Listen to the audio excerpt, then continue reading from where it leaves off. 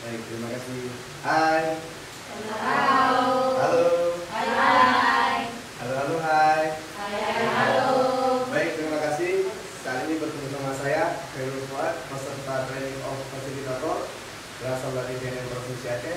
Saat ini kita melaksanakan kegiatan ini di Pusat Pengembangan Sumber Daya Manusia BNN atau PPSDM BNN di Bogor. Kali ini kesempatan saya untuk menyampaikan sebuah pandangan mengenai revolusi mental.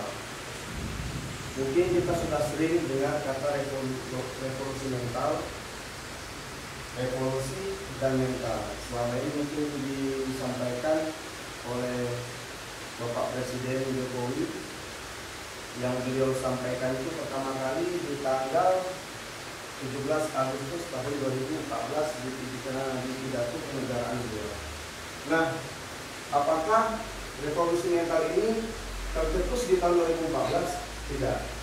Revolusi mental itu sudah disampaikan yang pertama kali oleh Presiden Soekarno di tanggal 14 Agustus tahun 1957.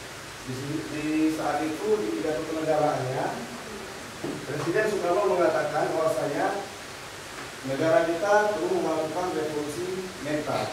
Ini kenapa saya membuat judul begitu besar dan di bawahnya ada peta Negara Kesatuan Republik Indonesia. Ini menunjukkan bahwasanya negara kita, masyarakat kita sebelumnya perlu dilakukan revolusi mental. Nah, apa itu revolusi mental? Revolusi mental adalah upaya menggembleng masyarakat Indonesia untuk menjadi masyarakat Indonesia yang baru, yang putih hatinya, yang bersemangat baja, yang bersemangat elang Raja Wali, dan berjiwa api bernyala-nyala. Itu menurut Presiden Soekarno. Nah, bagaimana revolusi mental ini? Apa saja kan nilai-nilainya? Revolusi mental ini memiliki nilai-nilai dasar, di mana setiap kita perlu tertanam nilai-nilai tersebut. Apabila tertanam nilai-nilai tersebut, maka insya Allah revolusi mental ini dapat terlaksana. Apakah dan apa saja kalian bisa bantu? Yang pertama, nilai-nilai revolusi mental. Mbak Indri? Ya, integritas. Ada lain? Semua ada 3 ya? Ada 3. Etos kerja dan gotong. Ya benar.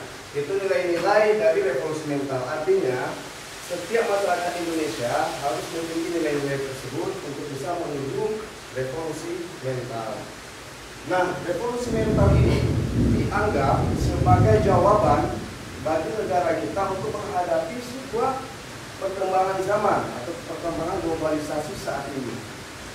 Itu kalau memang nilai-nilai dari revolusi mental ini kita kerjakan, kita pakai di dalam hati kita, seperti integritas. Nilai-nilai integritas apa saja, Mak? Iya, berani, jujur, bertanggung jawab, ya.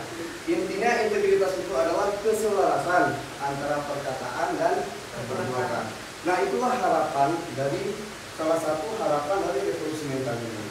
Artinya setiap kita masyarakat Indonesia, khususnya ASN, itu bekerja dengan jujur, tidak melebih-lebihkan dan tidak mengurang-urangkan. Artinya kita bertanggung jawab juga. Selain dari integritas, ada tadi yang namanya etos kerja. Boleh bantu nggak apa tuh? Yang apa? Nilai-nilai etos kerja? Ya, bekerja keras, benar. Berfokus pada hasil. Kemudian kita harus menjadi orang yang optimis. Ya. Jadi ada juga selain dari integritas, dibutuhkan juga etos kerja. Kenapa dikatakan etos kerja? Karena memang sasaran utamanya itu adalah ASN. Selain dari ASN, TNI, dan Polri. Nah, itu adalah sasaran utama dari revolusi mental. Nah, yang makna dari etos kerja tadi adalah diharapkan setiap ASN ataupun masyarakat Indonesia itu memiliki jiwa ataupun pemikiran yang optimis, percaya diri, Habis itu dia siap untuk menjadi diri sendiri dan berorientasi pada hasil. Itu menunjukkan bahwasanya kita memiliki tujuan dari setiap kegiatan yang kita lakukan. Begitu juga dengan lembaga kita di JNN. Kita memiliki tujuan dan setiap pekerjaan yang kita lakukan adalah harus berorientasi pada tujuannya. Kemudian selain dari itu ada yang namanya gotong royong. Itu salah satu nilai-nilai dari revolusi mental. Nah, saya ingin bertanya juga kepada Bang Salman, mungkin bisa membantu apa salah satu nilai-nilai dari gotong royong. Gotong royong. Iya. Iya.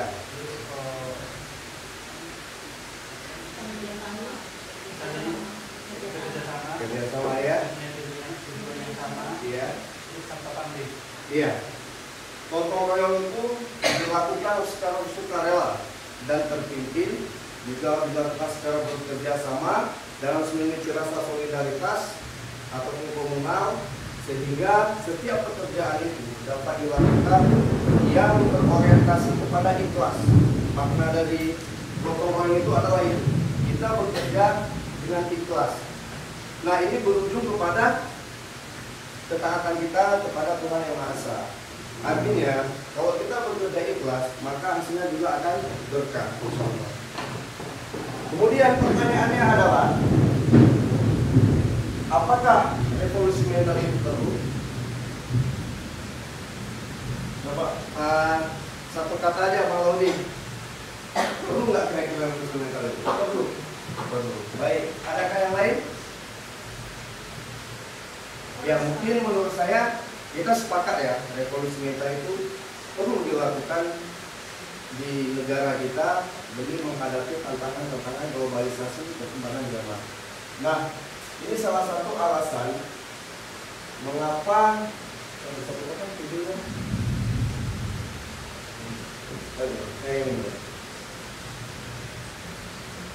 Nah, ini salah satu video yang menunjukkan karakter ataupun sikap dari generasi kita saat ini. Menurut saya itu sesuatu hal yang sangat miris, di mana salah satu ciri-ciri hancurnya sebuah bangsa adalah ketika generasinya itu berperilaku penyalahgunaan narkoba, seks bebas, dan juga tidak taat akan aturan. Nah, selain itu kita juga ada video. Nah, ini perilaku generasi kita yang ini video ya, sebenarnya ini video yang melakukan menghisap rokok, apakah rokok atau ganja kita juga nggak tahu, tapi dia melakukan aktivitas menghisap rokok. Nah, ini sebuah perilaku yang tidak baik atau perilaku tidak mulia. Nah, bayangkan kalau generasi kita yang seperti ini. Nah, apakah mereka salah? Mereka tidak sepenuhnya salah. Kita, pemerintah, orang tua juga salah. Artinya, terkait dengan revolusi mental ini, semua harus bergerak. Dimulai dari diri sendiri, kemudian lingkungan keluarga, baru lingkungan sekitar. Kejadian ini yang kita prihatinkan adalah bukan orang tuanya yang harus sedih, kita juga harus sedih. Karena mereka adalah generasi kita. Kita bertanggung jawab untuk membuat mereka menjadi lebih baik. Di mana di tahun 2035 hingga tahun 2045 kita akan diberi sebuah hadiah dari Tuhan Yang Maha Kuasa, yaitu bonus demografi. Nah, bagaimana kalau seperti ini? Mungkin itu akan menjadi sebuah kebaikan, justru menjadi bala untuk kita. Maka ini salah satu alasan revolusi mental itu perlu, dan itu harus dimulai dari diri sendiri yang pertama, kemudian dari keluarga, baru lingkungan. Nah, ini seorang siswa yang melawan gurunya. Ini sebuah pukulan bagi kita, negara kita, bahwasanya negara kita sudah hilangnya sebuah akhlak mulia, sebuah karakter bangsa itu rasanya bukan Indonesia seperti ini. Tapi inilah kenyataannya. Nah, ini salah satu alasan kenapa presiden kita berharap kita untuk melakukan revolusi mental. Baik, ini kita lanjutkan. Nah, bagaimana ini kebiasaan-kebiasaannya? Kalau kita kaitkan dengan BNN, ya ini sudah kita lakukan. Ini pidato Pak Presiden juga khususnya saya katakan tadi, pidato kenegaraannya diawali oleh pidato kenegaraan Pak Presiden Soekarno 17 Agustus dan diulangi oleh Pak Presiden Jokowi di 14 Agustus. Ini pendapat Pak Soekarno dan Pak Jokowi. Nah, ini 3 masalah pokok Indonesia seperti kita katakan tadi, sehingga lahirlah sebuah pemikiran revolusi mental, di mana merosotnya kewibawaan negara, melemahnya sendi-sendi perekonomian nasional, merebaknya intoleransi dan krisis kepribadian bangsa.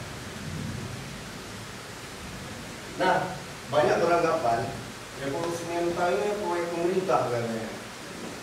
Tapi sebenarnya tidak, itu sebuah prasangka dari kelompok-kelompok tertentu yang ingin melemahkan kita. Jadi kita sebagai ASN mungkin harus bisa lebih kuat TNI untuk menerapkan revolusi mental ini.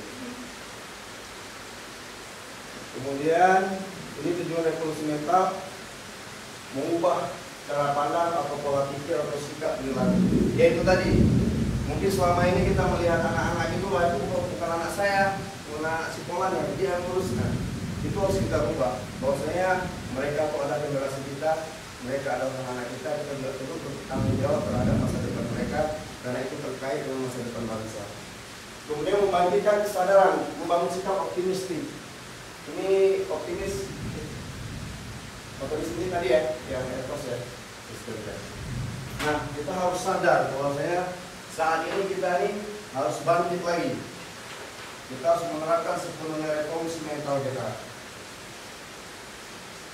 Ini 3 nilai tadi, integritas, etos kerja, ini sudah kita bahas.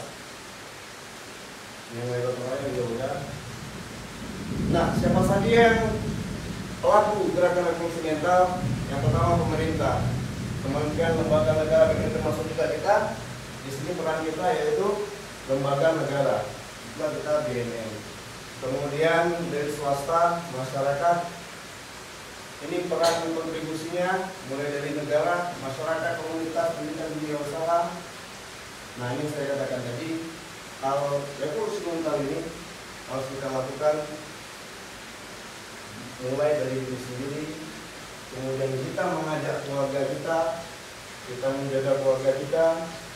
Kemudian apabila terjadi sesuatu yang perbuatan yang buruk di luar keluarga kita atau lingkungan kita juga dituntut untuk berpartisipasi aktif, melarang, membimbing atau mengajak mereka ke jalan yang lebih baik. Nah, ini gerakan nasional revolusi mental untuk kita BNN.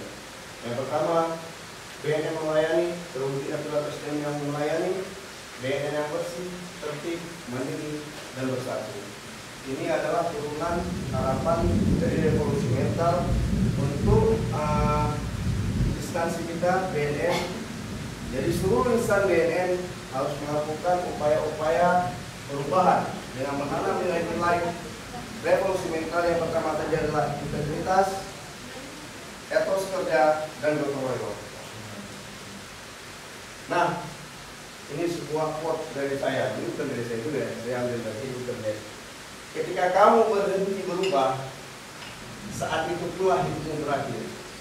Artinya, memang hidupnya harus terus berubah. Karena hidupnya terus berkembang dan kita harus siap menghadapi masa-masa yang akan datang, tantangan-tantangan perkembangan globalisasi. Itu harus kita lakukan sepenuhnya dan kita harus percaya diri dan yakin pada diri sendiri.